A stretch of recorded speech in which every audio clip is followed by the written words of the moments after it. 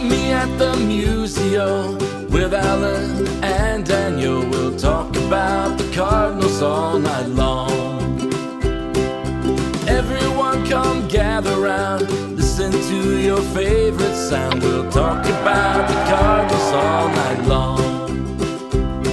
We'll talk the games and all the rest, about the team that we love best. We'll talk about the Cardinals all night long. We're gonna talk about the Cardinals all night long.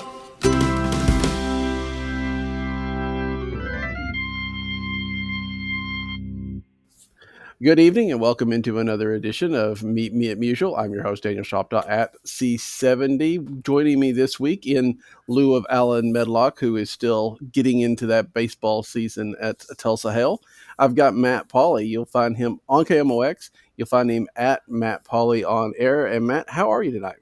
I'm doing good. I really appreciate you inviting me onto the program. Well, and this first time you've been with us, that I'm pretty sure, unless my mind's slipping. Give the people that may not be completely familiar with you just kind of a short background about, what your career history is, and how you came to St. Louis. Yeah, absolutely. So I grew up in St. Louis. I started in radio actually when I was in high school, working at KFNS, which is a sports radio station in St. Louis. Eventually went to college, 5 years doing that in Manhattan, Kansas, at Kansas State. Embarked on a journey of broadcasting minor league baseball. Did 10 years of that in Albany, Georgia, Evansville, Indiana, Burlington, Iowa, and Colorado Springs, Colorado. The last 6 in Colorado, I was doing AAA ball. The first 5 years, it was a Rockies affiliate. They changed to a Brewers affiliate. That got me locked into the Brewers. I got a job doing pre and post in Milwaukee. And then in the middle of the season, 2 seasons ago, the Cardinals pre-post job on the radio network, in addition to doing Sports Open Line at KMOX. That job came open, and I jumped at it, and they hired me. Thank God they hired me, and it's been amazing ever since. I'm so glad to be working at KMOX. It's an honor to be on the Cardinal Radio Network, to be back in my hometown. I'm so blessed and so thankful to be in the position that I'm in. That's quite the resume, obviously, and a travel log of the country as well. Do you feel like that you finally are able to put down the roots? I mean, obviously you had some from growing up there, but you plan on staying in one spot for a while? Yeah, I don't see God willing, right? Like right. You tell God your plans, and He laughs at you more often than not. But if it's under my control, I am not moving again. This is where I'm at, and this is going to be where I'm at for the rest of my life. I'm very happy to be here. I love being. One of the things I get a treat out of just walking into the KMOX studios every day. I see all the pictures and I see the awards that are put up. We may have the best radio newsroom in the country, and we're in a time right now in radio where jobs are being cut and people are not worrying about doing the small things, and we still worry about that stuff at KMOX. Sometimes I feel like I fooled them that they hired me, because it's almost like I don't belong, deserve to belong in that studio and in that office. I'm just very thankful. Well, and the good thing is, for the most part, St. Louis is a place where, especially media people, can be there for a long, long time, right? I mean, this is not necessarily a market that, kind of churns through things. So to your point of wanting to stay, there's a really good chance you can. Yeah, and that's when I was here. I was gone for 20 years, and I get back, and there's some new people around, but a lot of the people that were around 20 years ago are still around. I get to be colleagues now with Mike Claiborne, and we host shows together, and we do games together and things. We'll work together during spring training on some of those webcasts that I get to do. And this is a guy who was just so fantastic to me when I was in high school at KFNS, and now we're colleagues, and he continues to be amazing to me. I can't say enough good things about Mike Claiborne. A Frank Cusimano being in the market. One of the coolest things, one of the play-by-play broadcasters I really look up to is Bob Ramsey. I think he is absolutely fantastic. You listen to him do SLU games, but when I was growing up, he was doing Cardinals games. And after I got the chance to do a handful of Cardinals games at the end of last year, I had him on Sports Open Line just to talk Billikens, and he went out of his way to tell me I did a good job. And I'm just sitting there going, oh my gosh, a guy that I look up to so much that when I was kind of designing myself as a play-by-play broadcaster, Bob Ramsey and his influence was such a big part of it, and he's complimenting me on something that I did. So I appreciate every single one of those moments. This past weekend, I was on the Cardinal Caravan, and in our final stop in Centralia, Gary Gaetti joined us. And the 96 Cardinals, that's my all-time favorite Cardinals team. I would have been I was born in 82, so I've been 14 years old, and that was the team that I fell in love with baseball because of. I'm probably not talking to you right now if not for the 96 Cardinals. That's where everything started for me in my love of baseball. And Gary opened up our program in Centralia, so he introduced me. I'm like, what world am I living in where the third baseman for the 96 Cardinals is introducing me in a room full of people? So stuff like that just keeps happening, and it's awesome. That is incredible. Yeah, those connections are amazing. So let's you mentioned it. Let's talk a little bit about that. What was it like to be able to do a couple of games last year? I mean, not that they were the season that you wanted to do them in, but put that aside. What was that experience like for you? It's a career highlight of career highlights. And when you do minor league baseball for 10 years like I did, and there's a lot of really talented broadcasters who are much more talented than I am, but when you're and who have been doing minor league baseball a lot longer than I did it. But when you're in those spots, you always dream of that opportunity. And I was in Milwaukee. I was there for 6 years. I always thought that would happen at some point in Milwaukee, that somebody would get sick, there'd be some sort of opportunity there, and it just didn't happen, and that's fine. I'm not mad at anybody. There was a job that came open going into my final year in Milwaukee that I went for hard. Bluntly, they didn't really give much of a look to me for whatever reason, and that's their prerogative.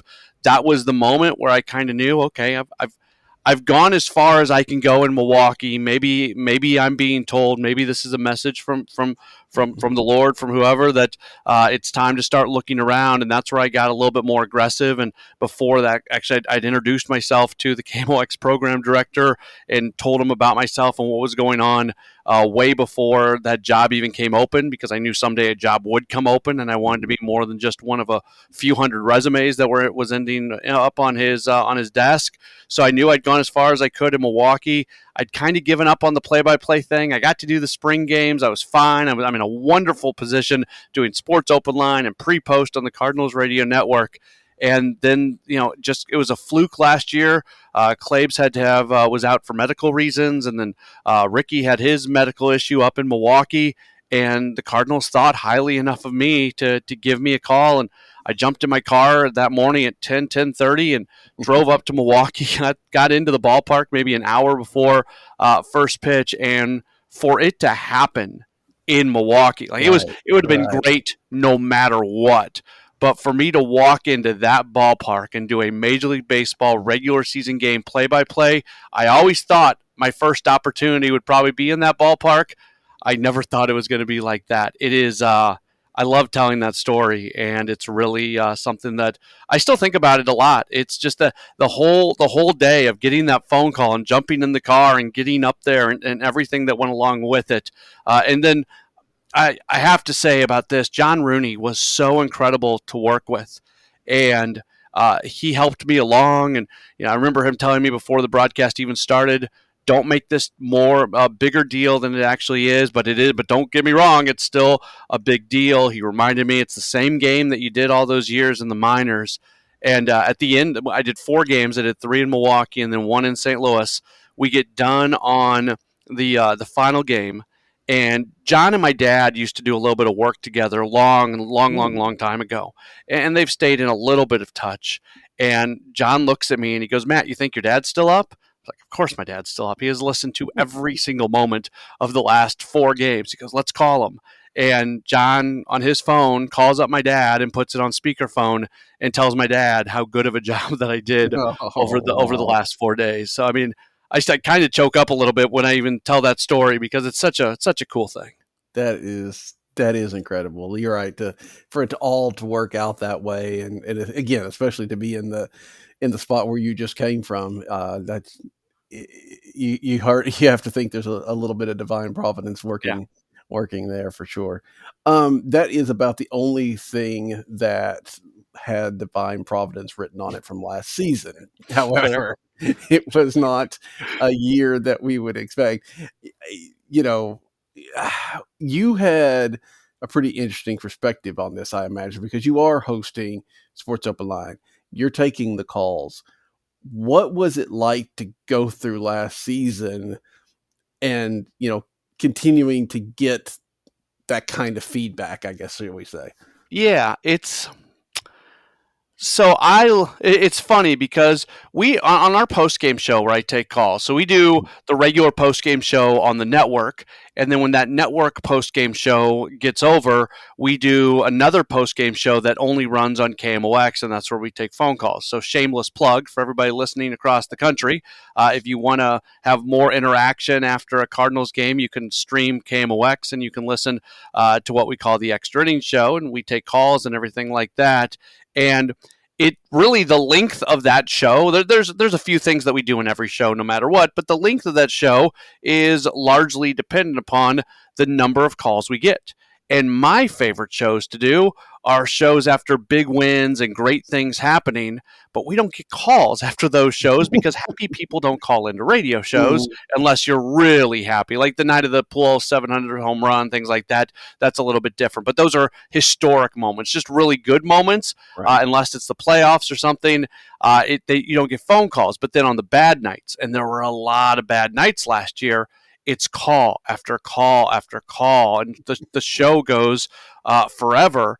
And I know a lot of radio people like that stuff and everything. That's not me. I like doing the positive things. And I get in my car after those shows and I feel like I've been in a fight because it's just so much negativity. And sometimes it's fair, sometimes it's not. There was the season went so poorly this past year that a lot of the negativity was absolutely fair and absolutely spot on. And there were some people who were calling in who were more locked in on what was happening in the season early on than I was, because it took me a while to say, okay, this is actually not going to turn around, and this is actually a pretty bad baseball team. So I give credit to those people who called and said that from the beginning. But it is challenging, and I try to give a forum for people to be able to talk through things. I love debating baseball. I have no problem talking to people who disagree with me. I enjoy talking to people who disagree with me as long as I'm willing to listen to them, as long as they're willing to listen to me, and let's have a really good baseball conversation, and we can walk out of the call and still disagree with each other. But what's frustrating to me is the people who are not willing to listen, who just want to yell and scream and say crazy things. And there's so many of those who want to call, and I appreciate everybody who's listening. But man, sometimes walking to my car, getting in my car, making the drive home, it's just kind of what just happened over the last hour. Yeah, that has to be, you're right, wearing for sure. And you're online somewhat, at least. Do you think that the negativity was about the same as you would see like on Twitter? Was it more? Was it less? I mean, could you really tell, or is it a different type? That's a really good question. I think it's mostly the same. Now, I would say this. I think KMOX listeners tend to be a little bit older. And so I think sometimes you get the people who hate Oliver Marmol in part because he wears a hoodie sometimes and not the uniform. You get the people who think the Cardinals aren't going to win any games because there's a runner on at second and nobody out, so you need to bunt that runner to third. Like you get more of that in a post-game radio show on KMOX than you're going to get on social media, but you get a lot of the same social media reaction as well. That's where, honestly, Winter Warm-Up and Cardinals Caravan is so uplifting for me because I do live in a social media world. I'm on it every single day. I'm seeing the negativity. It frustrates me to read the comments, yet I do read the comments. I'm an idiot. I keep reading comments over and over and over, and I shouldn't, but I just keep doing it. So when I'm out there and it's -2 degrees in Decatur, Illinois, and you got hundreds of people showing up to see Lucan Baker and Thomas Ajacey and Jason Mond and Al Raboski, it reminds me of who the Cardinals fans are, because I truly, all Cardinals fans were frustrated with what happened last year. Nobody will accept a 90-plus loss season and a team that would consistently do that. But people still love the Cardinals. People are still excited about them, and I see those people when I go do those events, and it's a very good thing. Yeah, that is true. So, so we get through last year, and did you ever think? I mean, again, when you were coming back to St. Louis, you know the history of the Cardinals, obviously, and did you ever really think you would run into a season like that? I didn't really think about it much, but look, that's going to happen to every team. That's just, it's some version of that story is going to happen I think it was a bit of a perfect storm when it came to the Cardinals and the way and what happened last year. And what's even remarkable, like I think about what I said last year, and people who listen to me know that I get stuff wrong, and when I do get stuff wrong, I have no problem admitting that. I think that's one of I might be the best radio host in America at pointing out the things that I get wrong. But it wasn't just that we thought that the Cardinals were going to be a pretty good team, would probably win the division. It wasn't if they were going to win the division. It was how many games are they going to win the division by? Are they going to have this thing locked up by middle of August, something like that? And for it to be such there, you go into years sometimes knowing that, okay, this might not be the best year, man. You need a lot of things to go right for this to work. That wasn't last season. It was, but we didn't know it before the year happened. So maybe that's the biggest surprise. Not that the year actually happened, because that's going to happen to teams, but that it happened in a year where expectations were pretty darn high at the beginning of the season. Yeah. So the Cardinals have spent a lot of effort this winter to make sure that doesn't happen again. And there's a lot of different moves that I want to talk to you about and some thoughts about the 2024 team.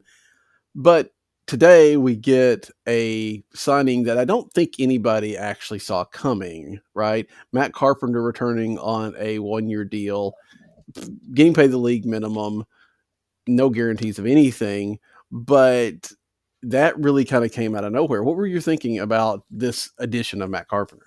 Yeah, like most people, when the press release hits the email inbox, you go, oh, okay. And then you start to think through it. And the first thing I looked to see was, is this a 40-man roster spot, or is this a minor league contract with an invite to spring training? And it was a 40-man roster spot. They were able to clear that when they transferred the contract of James Nail to the KBO. So as I think about it, the first thing I think about is how much everything the Cardinals want to do this year is so connected to Mason Wynn making it work at shortstop. And this is probably something that a lot of people should be talking about a little bit more, because the Cardinals have spent an offseason talking about they want more stability in the everyday lineup, and that's part of why they claim to trade Tyler O'Neill. And they want an outfield that looks the same, and they want an infield that mostly looks the same. For all of that to work, and it's somewhat dependent on Edman playing center field, and if Edman's there, that means Mason Wynn is playing well at shortstop. Well, if Wynn doesn't play well at shortstop, all of a sudden everything goes. You got to bring Edman in to play short. What's the role for a Dylan Carlson at that point, who they want to be a fourth outfielder? All those things kind of start to become uneven, and everything that they've been talking about this offseason, it doesn't come to fruition. So bringing that back to Matt Carpenter, when I see that they sign a Carpenter, I feel like in many ways it's protection at a bunch of spots. It's protection at your corner, at third and at second. It's protection in the corner outfield spots, and then it's also protection in terms of leadership inside the clubhouse, which nobody has run away from the fact that maybe that didn't exist last year the way they would have liked. Oliver Marmol spoke extensively about that in the final weekend of the year, that they got to get some of the personalities right in the clubhouse. And excuse me, maybe this team didn't realize the impact Yadier Molina in the clubhouse. And, Adam Wainwright, he had his own stuff to deal with last year. And even though it was just Albert Pujols returning for 1 year, he's a strong presence. And Nolan Arenado and Paul Goldschmidt lead in different kind of ways and everything. So that clubhouse lost some leadership, and it became a place that was not what you are expecting out of a Cardinals clubhouse. So again, that plays into this Matt Carpenter thing as well. I do think we need to say very loudly what you also just said. It's a 1-year deal on the minimum. So if he doesn't play well in spring training, there's no guarantee that he makes the club. I do think in some ways you can compare it to what happened with Paul DeJong this past year. DeJong got so many more opportunities than you think he probably should have deserved. Now, then we can go down the path of, well, who should have been in those spots that DeJong was getting. But Cardinals sometimes stick with people maybe a little bit longer than they should, and it felt that way with DeJong. So the one thing that maybe I would be worried about is some fluky things happen, and all of a sudden Carpenter's in the lineup on an everyday basis, and maybe he is performing, maybe he isn't performing. But if that ends up happening, then I think something went wrong. But if he's the 26th guy off the bench, if he somewhat resembles the guy that he was in New York a couple seasons ago, he's able to lead in the clubhouse, it's a good signing. But there's no risk to this thing, and I'm making the assumption, and I'll be right on this until I'm wrong. I'm making the assumption that they're going to be very honest about his production in spring, and they're not going to push him onto the roster just because he's Matt Carpenter, that he's got to go into Jupiter and he's got to win a job.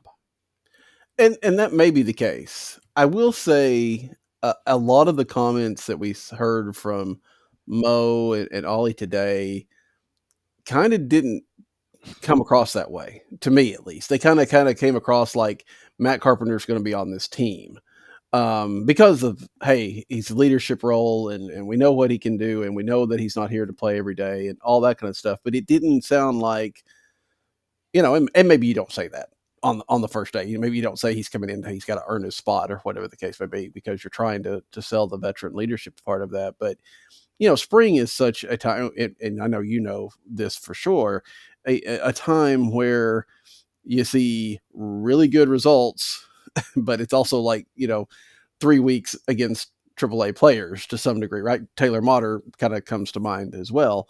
So even if he has a good spring, how much weight do you put on that and all that kind of stuff? It just was very, it's very interesting to me how much the Cardinals, they've really kind of almost gone overboard to some degree on the character leadership issue. I mean, Lance Lynn and Kyle Gibson are guys that they've really kind of leaned in on that. Then they bring in Matt Carpenter. I mean, when you were dealing with the team last year, did you have a general sense that there was something, something, maybe not to the extent that we're seeing, but something a little bit off? No. But I mean, there were weird moments, mm-hmm. and maybe I should have made more of them. Remember the thing with Nolan Arenado last year, where MLB Network's throwing him in the Dodgers lineup, and mm-hmm. We're not hearing anything from the Cardinals about they're not going to trade him, and he leaves the clubhouse, and then he comes back into the clubhouse, 10 minutes later to address it because he felt like he needed to. There was just the odd things that went down with Genesis Cabrera and his. So there were some weird things that were happening when you're in the moment.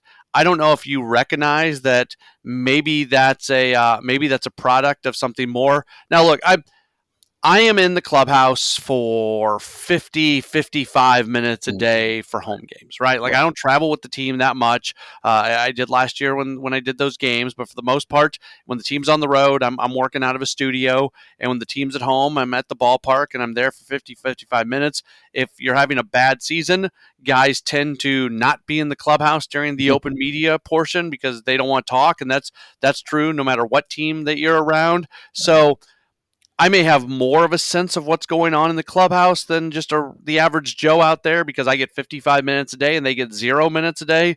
But 55 minutes a day during a very select portion is still a small amount of time, and the dirty laundry that might be going on in there is not going to come out. Is there a little bit of overcompensation for what was going on last year in a clubhouse that is openly described as not being the best. Maybe there is. When it comes to Carpenter, the things that I'm worried about, like you've got a young catcher in Ivan Herrera who's got to get at bats, and there's going to be days where you want to DH him. And if Carpenter all of a sudden starts taking a bunch of the DH at bats, what's that going to do for him? Alec Burleson, it's at some point in his career, he's going to be a heck of a major league hitter. He's got to get at bats. So I don't think I trust the Cardinals enough here, and maybe that's misled trust, but I trust the Cardinals enough here that Carpenter's presence is not going to stunt the growth of a Burleson, of a Herrera, of anybody, of any other young player, that those at bats are not really going to be taken away from him, but also from a very literal raw standpoint, every time he takes an at bat, somebody else is not taking at bat. So maybe they are taking some at bats away. So that's the dynamic that I'm really going to be watching for going into this. And by the way, you're right. You on your assessment of Mo's comments earlier today. I wasn't on that call, but I saw a bunch of them, and then I was on the Matt Carpenter call later on in the day.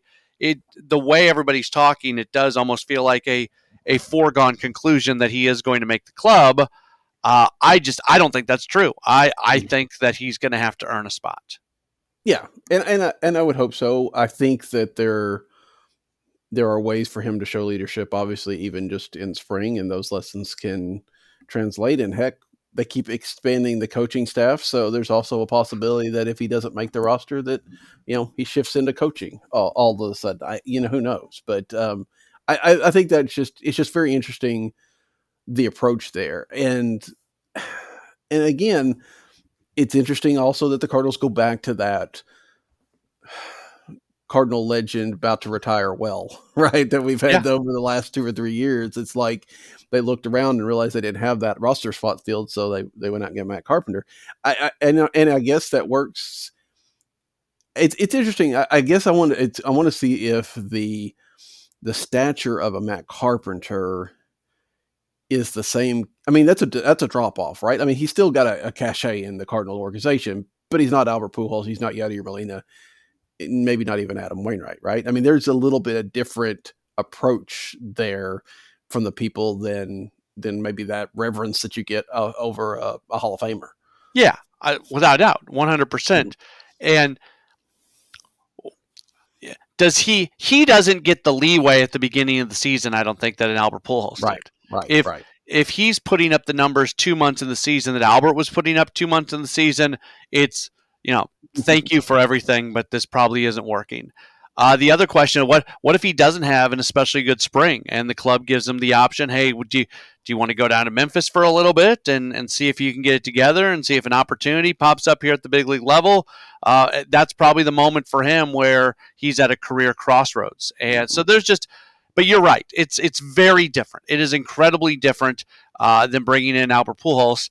I do think, though, there was value when Albert was on that team in having a really good hitter being in that DH spot more often than not. Pujols, especially down the stretch of the season, and I know obviously he was going for 700, so they were going to play him as much as they possibly could, but Pujols essentially became the everyday DH for the club. And since he's left, the team has openly spoken about the fact that they want to use the DH more as an opportunity to get guys off their feet. You want to give Paul Goldschmidt a day off from the field, but you want to keep his bat in the lineup. And clearly there's some value to that, but I do openly wonder, is there more value in having a pretty good hitter who is maybe a little bit older, who can be in that DH spot on an everyday basis, because it certainly worked a couple of years ago with Albert. Definitely did. And the Cardinals, of course, 2-3 years now into this DH thing that I'm still not necessarily enamored with, but that's because I'm an old fuddy-duddy. Me too. But I'm glad to know that. But I think they are still trying to figure out the best way to do that. And yeah, I mean, I think if Carpenter or Alec Burleson or somebody takes off like that, then maybe they will, I mean, you could still rotate occasionally, if Burleson is hitting in the DH spot 5 times a week, you still got time for Paul to get a game there, or Nolan, or whatever the case may be, or Gorman, or whoever. But yeah, I think that's an interesting thought to see if maybe that a little bit more consistency in that DH spot might not be what the offense kind of needed, because the offense did struggle last year at consistency. Yeah, and that's one of the weirdest things about last year is the offensive numbers were pretty good. They didn't pass the eye test. I'm not an eye test guy, by the way. I think the eye test lets you down a lot. Stats are stats. And even one of the weirdest things last year is the runners with scoring position, because it feels like the team was horrible when runners were on in scoring position. Yet you go look at those numbers, and the numbers with runners in scoring position are very similar to what the overall numbers are. And they weren't a big drop off. Now there were some strikeout. There were some things that were notable in that, but for the most part the numbers were the same. It was really the difference between performances and wins and performances and losses, and that's probably true to a certain extent for most teams. If you win a game, you probably played better than games you lose. That's a pretty standard thing in sports. But what's really remarkable is when you go to look at really dive into the stats from last year and separate out the games that they won and the games that they lost, and then you start digging in from there. Because the overall numbers, it's one of those weird times where I don't think they totally tell the story of last year. Yeah. Yeah. And again, we going into this, when October hit, there wasn't a whole lot of clamoring of we need to do something about the offense, right? There was the idea of, okay, Tyler O'Neill's probably going to get traded. We got to clear up a little bit, but for the most part, things were going to be left alone there. Obviously, the pitching side of things was significantly different. What was your feeling as the Cardinals lock up 3 starters right there in about a week's span of time? Did you think that was all they were going to do? Thought there was a chance for sure. Mm-hmm. That there was a chance that they were going to be done at that point. I think that this was somewhat of a Band-Aid to give themselves a chance to, at the very least, be a competitive team this upcoming season. And I know that sounds like a negative statement. It's not meant as a negative statement, but when you're coming off a 90-loss season, you've got a big turnaround. You gotta flip that 90 on the other side, or at least get close to it if you want to be a team that's going to be in the playoffs. So there were drastic changes that were needed, and they go out and they work quickly. Now, if they would have known that the free agent market was going to move as slow as it has moved this year, would have they acted as quickly? Maybe, maybe not. I don't know. You can never tell. I had a conversation with John Mozeliak just yesterday, and we discussed it for just a moment, where you don't really know what the market's going to look like when the market first opens. So they go get innings. They go get guys who are going to give you a chance to win in Gibson and Lynn, assuming Lynn has some type of bounce back from last year and doesn't give up as many home runs. They get guys who are good in the clubhouse. They do get a really good pitcher in Sonny Gray, a guy who can be at the top of the rotations. We all know, second in the American League Cy Young Award voting last year. This guy is really good, and he's saying all the right things. It feels like he should have been a Cardinal a long time ago, just based off the way that he's talking. I've been a little surprised at how the lack of excitement about a Sonny Gray from some people, because he's a guy that you can put at the top. Would you like to have one more Sonny Gray type guy at the top of the order or top of the rotation, so you have 2 top rotation pitchers? Because right now it feels like you got a 1 or a 2, however you want to view Gray, and then you got a bunch of guys who kind of slide in that 4 or 5 spot, or maybe a 3, but they're more like kind of 4 or 5 level pitchers. But they are guys who pitch a little bit deeper in the game. From a pitching standpoint, the biggest thing that has to happen is the bullpen has to be more effective, and the bullpen has to not blow as many games. I've repeated this a million times, and anybody who listens to me knows exactly what I'm about to say. You could go. I look at the stats basically from up until the trade deadline. After the trade deadline, anything that happened from that point on, right, it didn't matter because they were a different team. So you take the stats at the trade deadline. If you would have taken the blown saves and just cut them in half, it still would have been a bad save percentage. It wouldn't have been good. It would have been, I think it would have been lower half in baseball if I remember correctly, but there would have been nothing special about that. You'd probably been having a slightly below average year. But that alone would have put this team in a completely different spot. They still would have been in contention. Maybe they do some things at the deadline in terms of buying, and it's a completely different world. So what the Cardinals need to make sure happens this year is that they don't overwork their bullpen to a point where they're just simply not effective and they can't close out the potential wins the way it happened over and over and over. So if you can get starters to just keep you in games, if you can get the offense to do what it basically did last year with just a little bit more consistency, and if the bullpen is more rested where they're given a much better opportunity to take games that you're leading in the 6th, 7th, 8th, 9th innings and actually convert those into wins, that's the equation for this team to flip the wins and losses from last year to next year. And in an NL Central, and I think the Cubs are still the outlier, and we'll see what happens with there's a bunch of guys out there that are still very good free agents who have been connected to the Cubs, and that's the thing that worries me the most right now is that the Cubs still have an opportunity to very much improve themselves. But if that doesn't happen, you look at the division right now, the Cardinals are just as good as the Cubs, just as good as the Brewers. They're probably not as talented as the Reds, but the Reds don't have that, still feels like maybe they're a year off from refining that talent. That's the pathway to winning the division and getting in the postseason. At the same time, you look at the Dodgers, you look at the Phillies, you look at the Braves, and you say, okay, there's a gap between those teams and who the Cardinals are. Yeah, definitely. And before I get any farther, I do want to recommend. I haven't had a chance to listen to your conversation with John Mozeliak, but it's on my list of things to do. So if you're listening to this after you're done, go find the link over on Matt's Twitter page, because I am no doubt that it's an in-depth experience that you really enjoyed. I imagine from what it sounded like, you had a really good conversation with John. It was fantastic, and we talked. If you're going into that to hear what more moves that they're going to make this year and his thoughts on the acquisition so far, that's not what it was. Like we've done that. He's answered those questions many times this offseason. So I really went into it saying, what are the questions you don't hear John Mozeliak answer very often? And I want to ask those.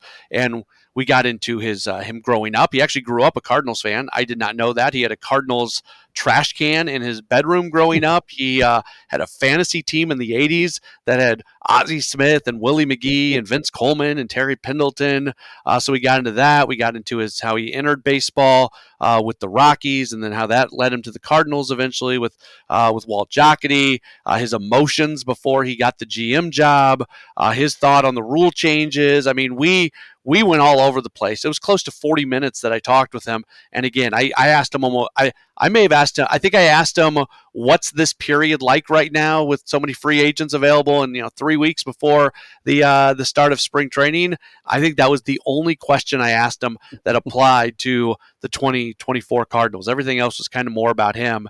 And I enjoy a lot of what I do in my job. Man, I really, really, really enjoyed that conversation. Yeah, I can well imagine. That should be fun. I can't wait to listen to that. But to go back a little bit to what you were saying on that, I agree the Cardinals needed to do something, obviously. I do think it's interesting that when they signed Gibson right after they signed Lynn, and they're talking about, well, these guys aren't going to be there if we don't jump on them.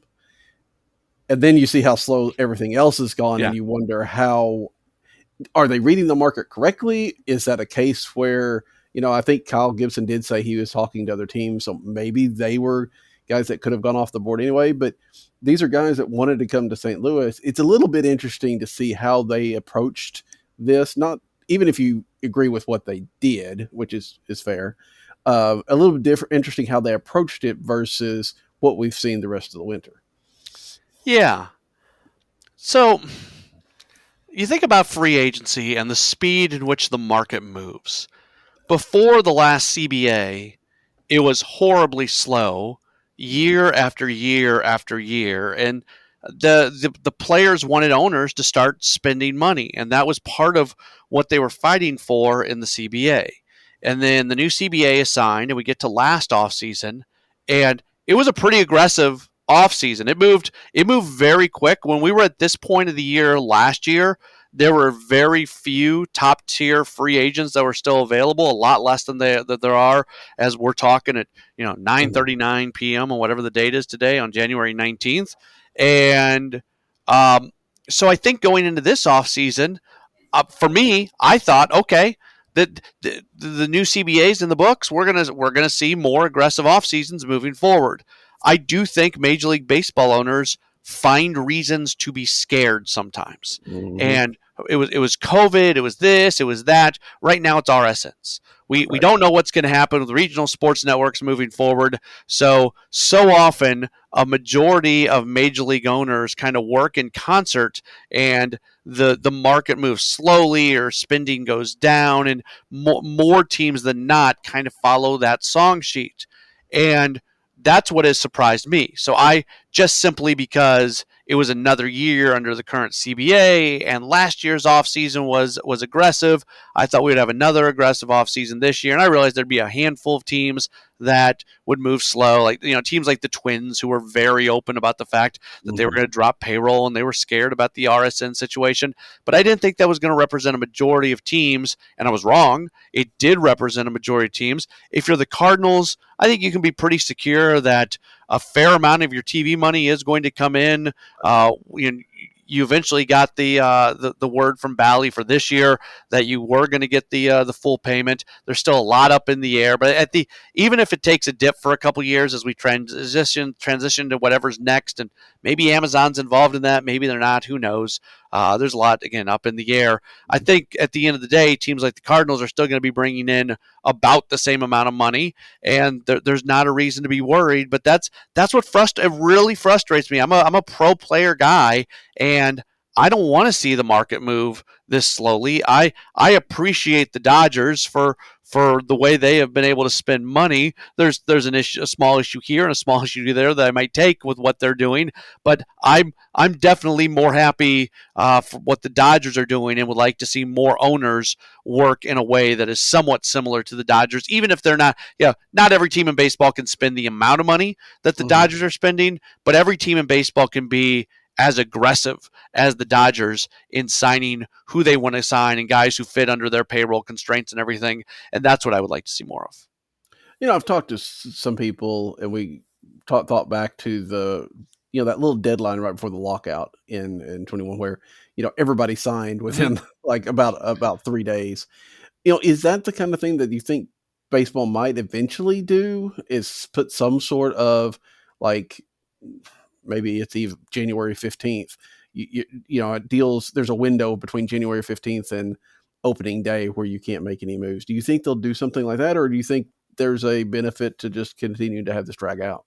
Yeah, it's a fantastic question. So I was at the winter meetings in Nashville, and I'm a big guy. I'm a big believer in, I love baseball, and I want the spotlight on baseball at every single moment possible. I want more people loving baseball the way I love baseball. That's one of the reasons that I'm frustrated that they got rid of the August 31st trade deadline, because that was, if nothing else, that was just another moment for some baseball news to happen where football is getting started, but we're able to shine a little bit of a spotlight on baseball. So I'm a shine light on the sport guy. And we're sitting there at the winter meetings, and everybody's there. It's one of the few times that ESPN might actually talk about baseball a little bit, and just nothing is happening. And I don't believe in a baseball salary cap, so don't take what I'm about to say as that. But you do look at the cap sports, and as a free agent, that you got to get yours or you're not going to. So the moment free agency opens in football and in basketball, boom, boom, things are happening right away. And that doesn't happen in baseball because technically there's unlimited spending. Obviously, you get into revenue sharing and the soft cap or the unofficial cap that a lot of teams go by. But when agents are going to play this out, so the only thing I've ever thought of that if baseball sits there and says, you know what, we want to find a way for a bunch of things to happen at once. The only thing I've ever thought it would be a possibility is you delay the opening up of free agency, and maybe you have because the NBA and the NFL, they each have legal tampering periods where free agent conversations are allowed to happen, but no signing is actually allowed to happen. And maybe you do align it with the winter meetings. I know the GM meetings are just a few weeks earlier than that, and you probably don't want to have a freeze during the GM meeting. So there's definitely flaws to what I'm saying here, but maybe you have like a 2 or 3 week legal tampering period, and that leads into the winter meetings. And at the winter meetings, you open up free agency at that point, and at the very least, the conversations that were taking place the last 3 weeks can all become official. I don't know. Maybe your idea is good, where you close things, you open up free agency, but then you close it down for a month. So if you don't get a deal done by January 15th or by January 1st, you can't do anything in that entire month, and then you're almost to pitchers and catchers reporting after that. I think it'd be hard to enforce that. There's still going to be those unofficial conversations that are taking place. I don't know what the answer is. My little plan there, that's the best thing. It's the least terrible idea. It's probably still a terrible idea, but it's the least terrible idea I've ever heard. As we were talking here, I'm thinking that, the one thing that motivates the owners is money, obviously. So, what if the earlier you signed a player, the less that money hit the salary cap or the tax? You know what I'm saying? That, if, maybe it normally would have been a $30 million hit, but you signed them in November, so it's a $20 million hit or something like that. Does that encourage people to get, out in front of things? I don't know. Owners like to save money. So if you can get somebody and not have to pay taxes, maybe that's the case. I don't know. That's just, as you're talking there, thinking about, what could motivate them. But it does feel like there needs to be something, because we've had too many, not every year, but we've had a lot of off seasons in the last little bit that, we're dragging around. I mean, who would have thought that the Cy Young Award winner in the National League still doesn't have a team 3 weeks before spring training starts? Yeah. And, I talk about the human side of stuff a lot. That's sort of one of my things. And the human side of that is, if you're Blake Snell, you don't know if you're going to be doing spring in Florida or Arizona. You don't know where you're going to be living. You don't know all these things. And now, at the end of the day, he's going to be making a whole lot of money, so that stuff probably doesn't matter, and he's got people that's going to be able to help him get all that stuff figured out. But if I'm traveling to spring training on February 12th as a radio guy, and if my plane wasn't booked already, if my accommodations were not booked already, I know I would be freaking out. And I know if I was a baseball player and I was a free agent and I knew that we were just a few weeks away from spring training opening up and I didn't have a job yet, I would freak out. Now, if you're Blake Snell, you can sign at any moment. There's offers out there to make you a very highly paid pitcher, and there's a handful of teams that you can sign. If you called your agent right now and said, I want to sign with somebody in the next 15 minutes, you can make that happen. But if you're some of these lower end free agents, even good players who are going to be on teams this year, man, I would have a really hard time with it being the date that it is right now and having no clue who I'd be playing for this year. Oh, yeah, and especially older players, right? I mean, well, let's just take Lance Lynn, for example. If the Cardinals hadn't signed him by now, and he's still out there, is he starting to have this idea of, is this it? Am I done? That kind of thing. And maybe not as much for Lynn, but there are players like that, especially as baseball has kind of shifted away from older players, they're kind of in an existential quandary here of, am I done with the only thing I've ever known?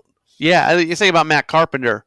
If the Braves aren't paying most of his salary, is he willing to sign a deal somewhere for the major league minimum, or is he at a place where, I've had a nice career, it's time to go ahead and be home? He's going to make a bunch of money anyway, so he might as well go ahead and try to keep playing. But if you don't have that, if he would have signed a 1-year deal last year and he was just a true free agent right now, is he at a point right now where he's having those thoughts about whether or not he's ever going to be able to play again? And the Lance Lynn comparison or Lance Lynn question, it probably depends on what the interest level is. Like there's a bunch of free agents right now that aren't in the exact same position as Blake Snell, but certainly there's been offers and interest from teams. So as a guy, you know that at the very least, I've got this sitting in my back pocket. But there's also going to be guys out there who there just hasn't been a lot of communication, or maybe the communication has been, hey, you know what, we've got some interest, but we need to we're knocking down a few other doors. We're just telling you that, you know, depending on how things go, we might want to have a conversation here in a little while. Or you're a guy that you think you have something in your back pocket, and then the team goes out and signs somebody else, and all of a sudden that's not there. I mean, you're right. The human side of this we don't talk about as much. It's a lot easier to think of Ottomans playing this whole game. But can I just real quick? I like telling the story. If you don't, I'm not trying to take control of your podcast, but I love telling the story. So I'm in Milwaukee, and a guy was packing up. A guy who had just been sent down to AAA is packing up a box into his car. He's got his wife and he's got his kids. His wife is crying. He's trying to get his kid like into the car seat. He's trying to get everything fit. And you know, when emotions are high, stuff doesn't fit and everything's kind of going crazy. And that moment is one of the biggest moments in my career in terms of recognizing baseball players as human beings, because you think about them as machines. You don't, you know, when the very normal transaction of the 28th guy, the guy on the roster who's up and down between St. Louis and Memphis, the relief pitcher who comes in and he mops up for 3-4 innings and his arm's shot, so he's going to go back to Memphis until the next time that happens and somebody else needs an opportunity. We never think about people as human beings in that spot. And I am honestly grateful that I saw that pitcher that day who was being sent down to AAA and how it had completely wrecked his life. And he was playing in the big leagues last year. He had a really good, really solid career. So he did fine for himself. But it was that moment where I kind of made the commitment to myself that as I went through this career doing what I was doing, I was never going to forget that athletes are human beings. Yeah, because we tend to, especially fans, or at least some fans will say, well, they're making X amount of millions, which granted, people like that aren't, right? They're making 700,000, which is, hey, I'll take that. Don't get me wrong. But that's not necessarily set you up for life money either. I mean, a lot of these guys do have to do something. And if you're bouncing between the minors and majors, you're not getting that full amount either. So, but even if they're making $200 million, even if it's Shohei Ohtani, right? I mean, he's making a ton of money, and yes, that helps make things feel a little bit better and all that, but he's still going to have to go through. I mean, he doesn't have to go through too much of a change. He's staying in LA, but if he had to go to Boston or something like that, he's still having to get into a whole new environment and things of that nature. And just because he's rich doesn't mean that he's not, dealing with those things as well. Absolutely. 100%. As we turn our attention, we got about another 10 minutes or so here. So we start looking at 2024. Again, we've talked about what the Cardinals have done so far. You said you're heading down to Jupiter here in about 3 weeks. When you get down there, what are you looking for and what are you expecting out of the 2024 Cardinals? The number one, and I alluded to this earlier, the number one thing I'm looking for is Mason Wynn being able to hit just enough. If he hits more than enough, that's fine. But the minimum, hit just enough that they can head north and he can be the everyday shortstop. Because for everything to work the way this team wants it to work, Wynn's got to be the shortstop. And to me, that's the number one question going in. From an acquisition standpoint, I assume they're still going to add to the bullpen. They need to add to the bullpen. That's you need another guy or two that you feel comfortable in leverage situations, 7th, 8th, 9th innings. I thought the Kittredge acquisition was fantastic. I was really happy that they made that move. Nothing against a Richie Palacios, who had a really nice final month of the season last year, and I hope that he goes to Tampa Bay and Tampa Bay does what Tampa Bay does and allows players to be the best version of themselves. Like the better he plays, the happier I'm going to be. It's not something I'm going to begrudge the Cardinals for making that move, but Kittredge is a guy I think you can trust, who you can put into those leverage situations. So I guess those would be the two things. Mason Wynn doing enough to be the everyday shortstop, and the bullpen being built in a way that you feel very confident if the team takes a 1-run lead in the 7th inning. You're talking about Mason Wynn and him hitting well enough, which I agree. I think that's a big deal. But is there I think back to a number of years ago, Colton Wong, right? That he kind of got, he got sent to Memphis because nobody else was hitting. That idea that if everybody's hitting in this lineup, does it matter as much if Wynn's hitting 100 and if he brings good defense versus, if everybody else is off to a slow start? Does that raise the expectations of what you need out of Mason Wynn? Probably. Yeah. I think that's, in some ways, that's fair. I don't see a scenario where he's hitting like a $120 and he stays on the team. Right. Even if the team's winning 75% of their games and they're leading the league and batting average and OPS and whatever, like there's a minimum standard. I don't know what that is. I don't know if it's if he's got to be a 220 hitter or whatever. He can't get. He's got to be above 200. I think and we can look at the other numbers, but yeah, it has to be borderline respectable. I also think, you're going to get some home runs out of second base from Nolan Gorman. You're going to get a bunch of home runs, assuming he's healthy. He's got the potential to be a 30-plus home run guy. You're getting a bunch of home runs from the catcher's spot because of Wilson Contreras. So there's two positions, second base and catcher, where you generally don't get a lot of extra base hits. You don't get a lot of slug if you're most teams, and the Cardinals are going to get that. So that allows you, if we're playing the game where you expect certain production out of certain positions, and no team will ever say that they actually do that, but they do. And if we're going to go ahead and play that game, the fact that you're going to get the extra base power out of second and catcher, that allows you to do some other things in the lineup where maybe you don't get it. It gives you, you can put Tommy Edman in center field, and not that center field is a big power position, but you're not going to get from Edman what a lot of teams get out of center field. So there is some wiggle room. I think that's the point you're trying to get to. There is some wiggle room with this team in terms of having a hitter in the lineup who's really, really good defensively, who's just not having a very good offensive season and just leaving there. I would also throw this back on you, though.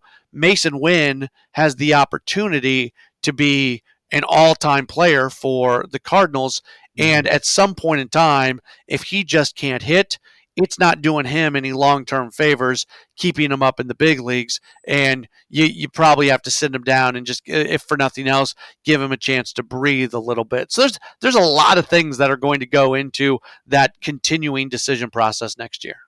Yeah, and I think we kind of saw that a little bit with Jordan Walker last year, right? I mean, he got sit down to try to tinker with a few things and then came back up. There's an argument to be made that maybe he shouldn't have been up to start with, but it tended to work out. And I think that's, besides Mason Wynn, one of the things that a lot of people are looking at this year is not only is he going to take that step offensively, what does his defense look like? I know he's been down there working with Jose Akindo. What do you think we'll see of him as an outfielder? It's going to be better. And I don't think he was bad in the final month of the season last year. I think he really improved during the year. People forget, he was basically 2-3 years out of high school, and he was a year of playing the outfield because he came up as a third baseman.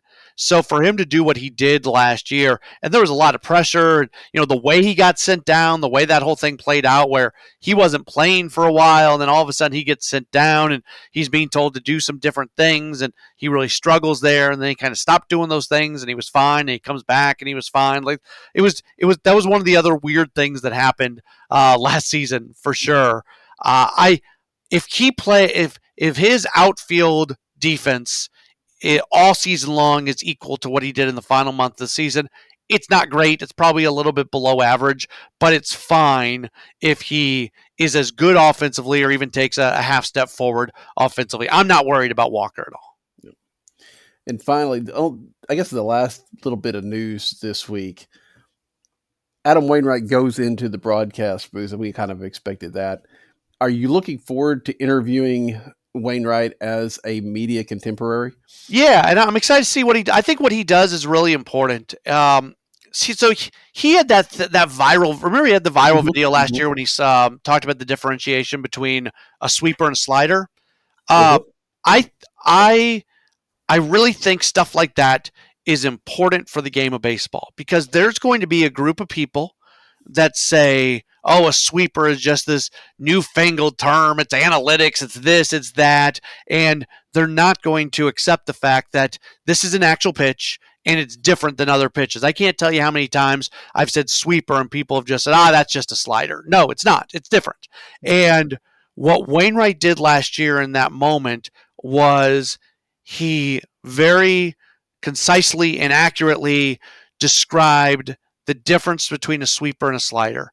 And I'm all about people learning about the game, being educated about the game. The game is changing, understanding why it's changing. Even sometimes the aesthetics of the game, it may not look as exciting as it did previously, but just because a more exciting brand of baseball, just because it's more exciting doesn't mean it's for sure a more successful or you're going to get more wins out of it, and understanding the direction our game goes. So I'm really excited for what Wainwright is going to be able to do for people who really listen, because I thought him talking sweeper slider last year, the people out there who don't accept the sweeper as being its own pitch, it'd be really hard to watch that video and still say that. So I am appreciative of that. I'm excited for what he's going to do. I think he's good for the game of baseball to be in that spot. And I'm just excited for him after playing baseball as long as he did. I always, when people always talk about players retiring and how Albert Pujols should be the next hitting coach, Yadier Molina should be the next manager, Adam Wainwright should be the next pitching coach. Like, no,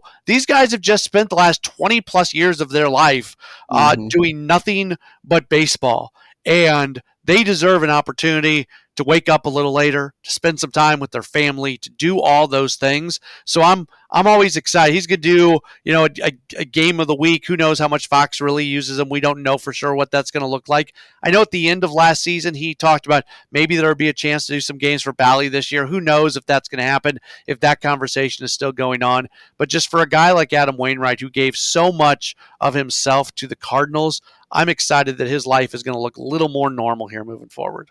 Yeah, as normal as a country music sure. or baseball player's life can look like, I guess. Matt, I appreciate you joining me. Is there anything that we didn't touch on that you'd like to hit on before we close up? Not that we hit on a lot of stuff. Not that I can think of. This was I enjoyed this conversation. Let me say that publicly. I really enjoyed being able to have this conversation with you. So thank you for having me. Well, thanks for joining us. It was a lot of fun, and look forward to doing it again at some point in time, either later this year or sometime next year, and bring you on and we'll do it again. Next week, we've got Katie Wu joining us. So we look forward to that. But until then, for Matt, I'm Daniel. Good night. The swing and a long fly ball to left by Ozzie. He wouldn't, would he? He did. Woo!